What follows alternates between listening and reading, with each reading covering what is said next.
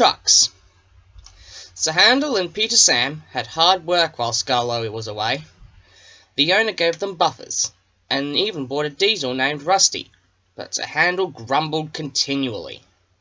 One day Gordon saw him shunting, and laughed. "My controller makes me shunt," Sir Handel said sheepishly, "and take trucks to quarries too. I'm highly sprung and I suffer dreadfully." "Our controllers don't understand our feelings," sympathized Gordon. "Now, if you were ill," he winked, "you couldn't go, could you?" "Good idea," said Sir Handel.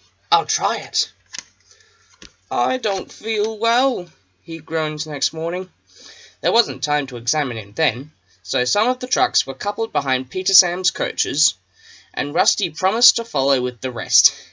"Hee," sniggered Sir Handel, but no one noticed. They were all too busy. Peter Sam didn't mind the extra work.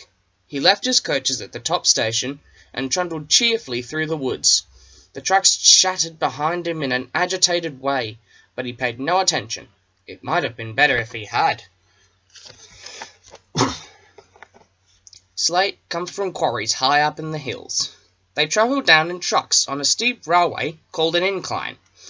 Empty trucks at the bottom are hitched to a rope. Loaded ones at the top are hitched to another one. By their weight, loaded trucks run down the incline, pulling up empty ones. There are strong brakes in the winding house at the top to prevent loaded trucks from running down too fast.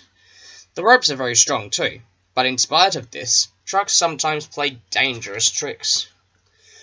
Peter Sam never bumped trucks unless they misbehaved. Sir Handel bumped them even if they were good, so they didn't like him, and played tricks whenever they could. Peter Sam pushed the empty trucks to a siding, where his fireman hitched them to the rope. Then on another siding, he pulled back some loaded trucks. With these in front of him, he stood waiting. More loaded trucks stood at the top of the incline, ready to come down. They couldn't see Peter Sam. They thought he was Sir Handel, and wanted to pay him out. They began to move. "Faster! Faster!" they grumbled.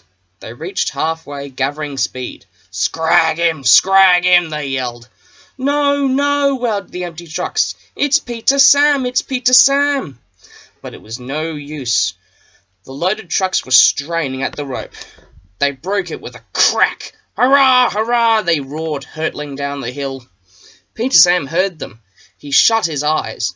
His driver and fireman crouched in his cab. The crash jerked them violently backwards. "Ouch!" he shivered. "I didn't expect a cold bath." The water poured from a channel smashed by flying slates. He was soaked from funnel to cab. "Beep, beep," he spluttered, and was glad when he heard Rusty's answering toot. "Bust my buffers!" exclaimed Rusty. "What a mess! Never mind, Peter Sam, we'll get you out." He soon pulled him away from the water and the trucks. Peter Sam felt battered.